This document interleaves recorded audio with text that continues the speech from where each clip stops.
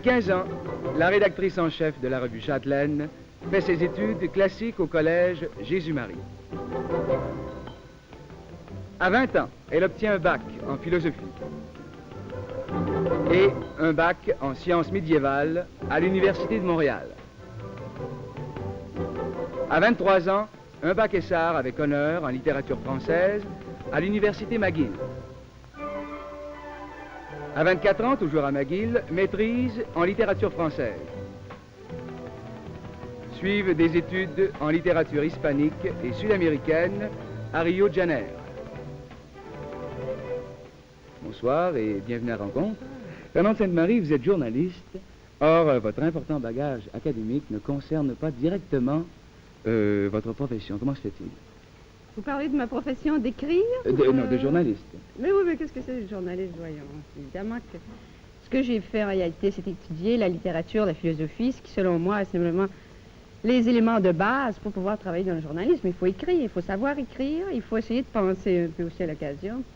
Et enfin, en regardant ça, je trouve que quand même on a l'air ici, peut-être au Québec, d'avoir beaucoup d'instructions à peu de frais, parce qu'en réalité, un bon journaliste, idéalement, c'est difficile peut-être, mais il lui faudrait des diplômes en sociologie, des diplômes en psychologie, il faudrait qu'il connaisse les statistiques pour pouvoir mener des enquêtes. Enfin, un journaliste, en réalité, devrait tout savoir. C'est pour ça qu'évidemment, on peut toujours exiger énormément d'eux, parce qu'ils ont à penser, à décider, à réagir, à discuter de tout ce qui existe, et la plupart du temps, ils ont ce petit bagage d'études en littérature et en philosophie qui est un aspect du travail. Si on regarde vos diplômes, par exemple, vous avez une maîtrise en littérature. Oui. Est-ce que ce n'était pas à ce moment-là en vue d'enseigner? C'était déjà en préparation du métier de journaliste? Oui, non, sûrement pas en fonction du métier de journaliste. D'ailleurs, à l'époque où j'ai débuté dans le journalisme, tout le monde était journaliste, qui avait un peu d'imagination, une plume alerte et des débrouillardises. Mais ça a beaucoup changé depuis ce temps-là. Je pense même dans les grands quotidiens français d'Amérique. Maintenant, on exige que quelqu'un ait un baccalauréat Essart avant de l'embaucher, tout simplement. Puis on est bien heureux si ensuite il a étudié en relations industrielles, s'il a fait ceci et cela. Évidemment, moi, quand j'étais plus jeune, l'être journaliste canadien-français n'avait pas atteint ce niveau d'exigence vis-à-vis de la profession qui est un résultat de l'action des syndicats, si j'ose dire. Et à ce moment-là, en effet, je pensais un peu enseigner. Mais c'était le moment où, quand même, on s'ouvrait à toutes sortes d'autres possibilités d'activité au Québec. Mais à quel moment vous est venue l'idée de devenir journaliste? Le jour où il a fallu gagner ma vie. Ah bon, c'est à ce moment-là. Bon, alors on y reviendra plus tard. Ouais. Avec une pointe d'humour, notre invitée nous raconte que toute jeune encore, elle connaissait l'essentiel de l'œuvre de Delhy et de Magali. C'est alors que son frère aîné décida de l'initier à une autre forme d'écriture. Ainsi, à 15 ans, elle lisait Valérie, Claudel, Dostoïevski. Est-ce que vous croyez que ces auteurs ont écrit pour un public aussi jeune, c'est-à-dire pour des jeunes de 15 ans? Je pense que ces auteurs-là, de fait, ne s'adressaient peut-être pas à des jeunes de 15 ans, mais je pense que de fait, leur seul vrai public, ce sont des jeunes de 15 ans. Parce que cet âge-là, c'est le moment où on se pose des problèmes sérieux, que par la suite, plus tard dans la vie, on a trouvé ces solutions. À 20-25 ans, on a trouvé les solutions et on s'intéresse, on n'a plus cette même attitude vis-à-vis de la culture ou de la littérature. Ça devient des choses qu'on lit par distraction, parce que c'est bien fait, parce que c'est ceci et cela. Mais quand on est jeune, on aborde les œuvres de ces grands auteurs-là de la même façon qu'eux l'ont abordé, avec un grand sérieux. Il y avait la volonté de chercher avec eux des solutions aux problèmes qu'on se pose. Mais est-ce qu'on peut tout comprendre de Dostoïevski à 15 ans, par exemple? Personne ne peut comprendre. Et avoir 50 ans, c'est pas une garantie qu'on puisse comprendre Dostoïevski. Au contraire. Peut-être qu'on ne peut plus comprendre rien de Dostoïevski à partir de 40 ans, peut-être. C'est très, très bizarre. Je ne dis pas qu'on comprend tout, mais on ne comprend jamais rien. Et la lecture se renouvelle avec chaque âge de la vie, forcément, naturellement. Une grande œuvre, c'est peut-être celle qui réussit à traverser toutes ces étapes de notre vie et qui continue encore à nous apporter des problèmes en même temps que peut-être des possibilités de solutions. Est-ce que c'était les auteurs que vous conseillez au collège à ce moment-là? Oh, quelle horreur! Non. Au collège, on ne nous conseillait pas de lire. C'était une époque où, au Québec, d'ailleurs, on sentait qu'il était très mauvais d'être trop instruit. C'était extrêmement dangereux. Il fallait se méfier de ça. Il fallait se tenir éloigné des livres. On n'avait pas de bibliothèque au collège, ou à peine 40 livres, je pense. Et évidemment, si on avait su que je faisais des lectures de ce genre, évidemment, j'aurais été mis à la porte instantanément. Bien sûr. Mais est-ce que ça veut dire que les jeunes peuvent lire tout à ce moment-là, 15 ans? est-ce qu'ils peuvent lire n'importe quoi ou s'ils devraient être contrôlés, par exemple, par les parents? Est-ce que les parents doivent contrôler les lectures? Ben, les parents, en réalité, contrôler, c'est beaucoup dire. Je pense, moi, qu'il faut laisser les enfants, et je veux dire, moi, je fais confiance aux jeunes. Je dis qu'aux âmes pures, tout est pur. Hein. Et les jeunes peuvent aborder énormément de choses dans un esprit très différent de celui des adultes. Et ils peuvent profiter de véritables grandes œuvres, ça c'est certain. Ils peuvent lire Shakespeare, comme ils peuvent lire Rabelais, comme ils peuvent lire Dostoïevski, c'est évident, et tous les grands auteurs. Que les parents n'ont pas le rôle peut-être d'orienter, de guider, oui. de donner des idées, des noms d'auteurs, pas d'empêcher de lire. C'est pas la même chose. La plupart du temps, les parents n'ont pas lu ces œuvres-là. Alors en réalité, ils peuvent difficilement dialoguer avec les jeunes la plupart du temps. Alors qui est-ce qui doit orienter à ce moment-là les jeunes dans leur lecture à 15 ans? Mais il y a les professeurs qui leur ont parlé de ce que c'était que la littérature, de ce que étaient les grands auteurs. Il y a eu des discussions qui se sont faites, il y a eu des études. Ils peuvent comparer eux-mêmes aussi, ils se rendent compte qu'est-ce qui est valable. Quand même, à 15 ans, on sait ce qu'on veut. Bien sûr.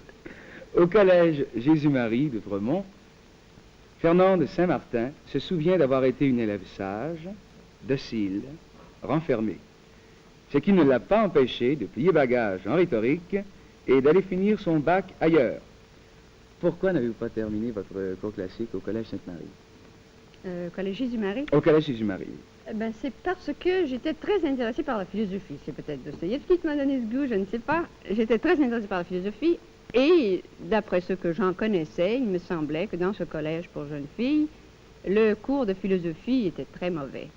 Et même si ça allait plus que là, je me songeais à un moment donné aller à la faculté de philosophie.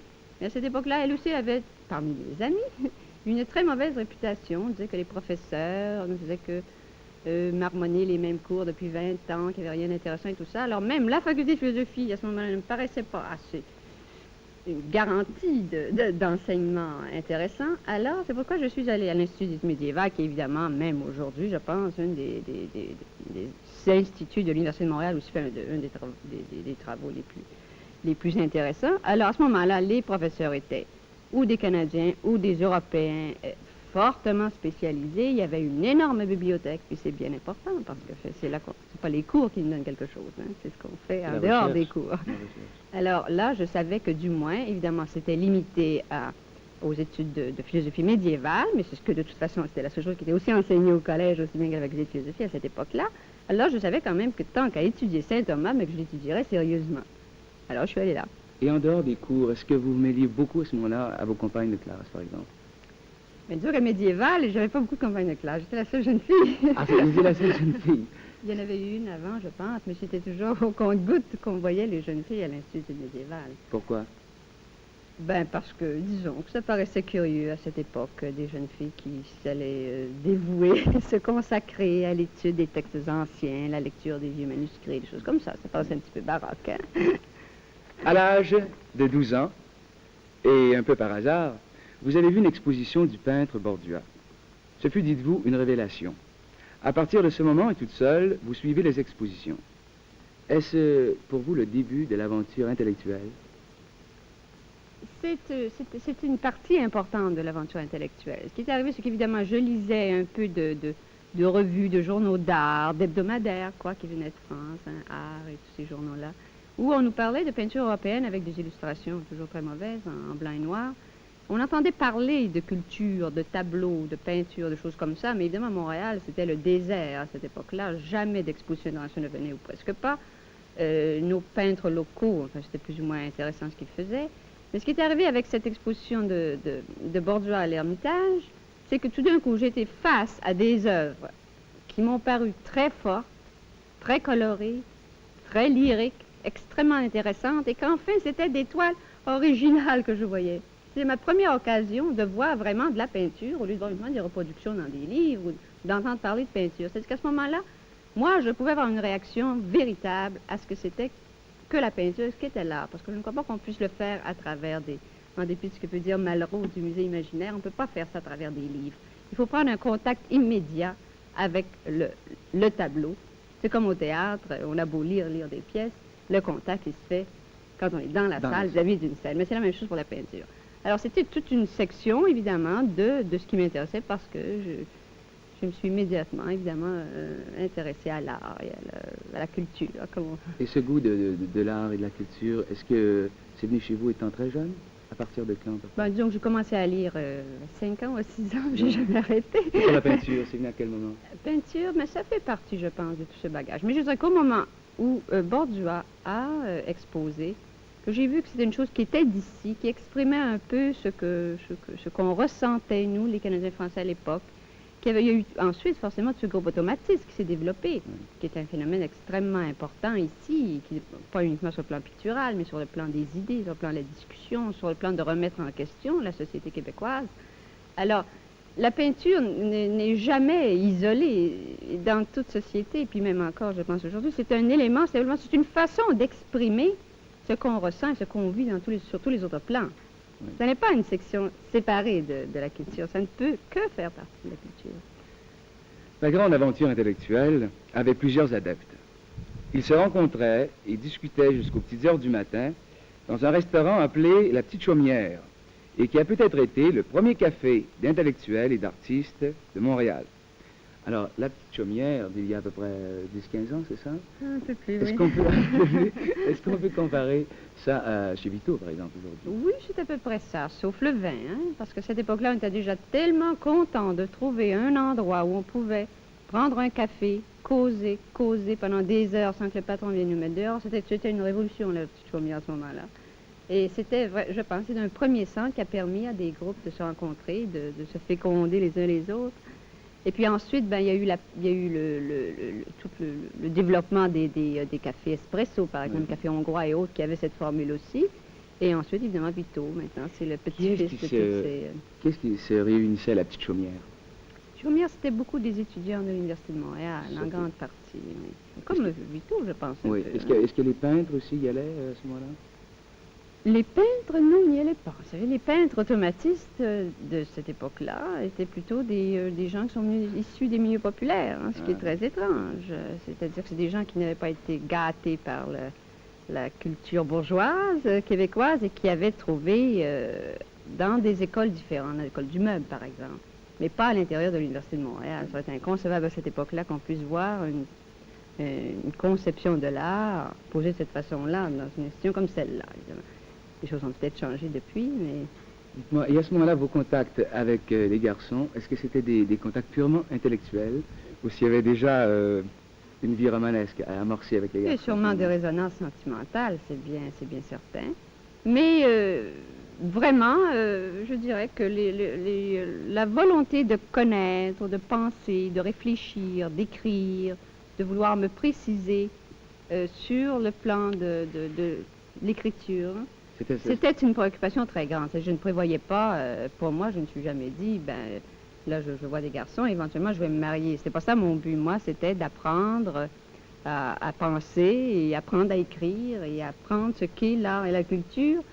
Le mariage ne pouvait venir que comme un élément dans ça, mais qui n'était pas prépondérant. Toute ma vie, à moi, je la voyais comme une activité dans ce domaine défini. Le docteur Saint-Martin entend que ses 6 enfants prennent leurs études au sérieux et arrivent les premiers en classe. La petite Fernande, le bébé de la famille, se querelle souvent avec son père. Quand nous lui avons demandé qui gagnait les batailles, elle nous a répondu « Mon père était beaucoup plus fort que moi ». Comment se manifestait chez vous l'autorité paternelle?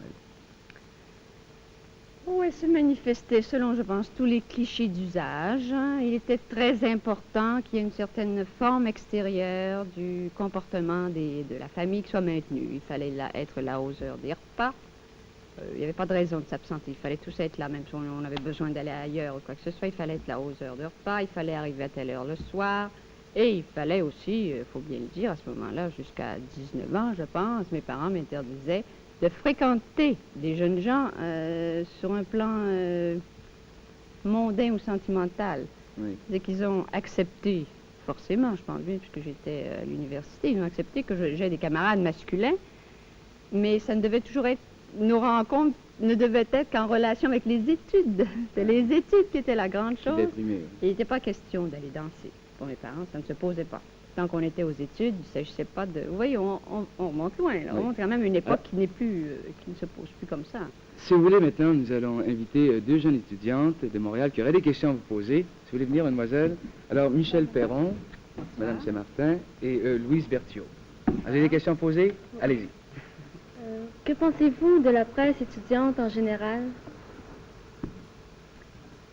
Ben là, je vais d'abord avouer mon ignorance. Je vois à l'occasion des journaux étudiants, mais je ne pourrais pas porter un jugement sur la presse étudiante en général. Je le regrette. Je vois quelques publications ici et là, mais je ne pourrais pas, dans ce moment-ci, vraiment dire quelles sont leurs faiblesses ou leurs forces. Je ne peux pas le faire. Vous avez vous avez commencé à écrire comme journaliste dans la presse étudiante, C'est ça. J'étais journaliste à François, un journal qui, à ce moment-là, avant d'être subdivisé en Claire et François, s'adressait. On avait une circulation de 105 000 dans les écoles du Québec. C'était considérable. Et c'était le début de la presse étudiante, qui avait déjà été fondée par Gérard Pelletier, ce groupe de la GC. Vous disiez tantôt que vous aimiez vous rencontrer à la petite chaumière avec des amis. Je voudrais savoir de quoi vous discutiez en général. Ah, mon Dieu, mon Dieu. On discutait de tout. On discutait de tout. On discutait énormément déjà à ce moment du destin du milieu canadien-français. Hein. C'était une situation qui était... La situation sociale était extrêmement pénible. Évidemment, vous autres, heureusement, vous n'êtes pas au courant de ça, mais ça reste à des gens qui ont vécu ça. La vie au Québec était irrespirable à ce moment-là. Et tous les jeunes le supportaient avec beaucoup de difficultés. Alors, on discutait énormément des difficultés de vivre ici au Québec. Est-ce qu'on en parlait aussi ouvertement qu'aujourd'hui? Les étudiants en parlaient ensemble, disons, là c'est un milieu d'étudiants, on en discutait moins publiquement. La censure était très rigoureuse, il n'y avait pas d'autres possibilités. C'est pour ça justement peut-être que ces rencontres avaient encore plus d'importance. C'est que c'était la seule possibilité de réfléchir sur ces problèmes-là, de se les exposer les uns aux autres et de voir les réactions et de sortir de positions trop catégoriques à l'occasion, en voyant des sensibilités différentes qui réagissaient différemment. Rester seul chez soi, mais c'est extrêmement malsain. Parce qu'évidemment, maintenant, quand ça va sur la place publique, je pense que c'est encore un progrès énorme quand on peut mettre les problèmes sur la table, que tout le monde peut l'examiner, en parler, sans que les gens s'imaginent que le feu est aux poudres. Hein?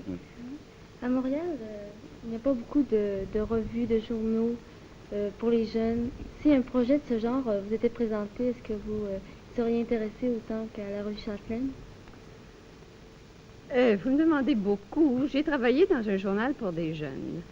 Mais je dirais que lorsque j'ai quitté François et je suis allée travailler pour un journal syndical, ben, j'étais heureuse d'aborder des problèmes qui étaient plus...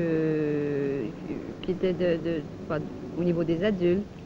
Et je trouve que c'est très difficile de s'occuper des jeunes. Je trouve que c'est une chose qui est extrêmement difficile pour un adulte que de consacrer sa vie, ses préoccupations à s'intégrer dans le monde des jeunes qui, pour moi, est un monde en soi, un monde qui existe, qui a ses façons de réagir. Et un adulte essaie toujours un peu de mimer les jeunes, de faire comme s'ils étaient comme eux, de faire ceci, cela, ce qui n'existe pas, ce qui ne peut pas exister. La maturation psychologique fait qu'il est impossible à 30 ou 35 ans d'être comme ça, disponible comme un jeune homme de 18 ans, vis-à-vis de 18 ans, devant des problèmes, devant des idées, devant des situations. On ne peut plus à 30 ans. On a fait un choix. On ne peut pas faire comme si on était comme vous. Alors, il y a une situation ambiguë, difficile, très difficile, je trouve. Et le journalisme étudiant, comme les professeurs d'ailleurs, qui doivent être disponibles ici, copains avec les étudiants, c'est une très difficile situation, je trouve, pour un adulte.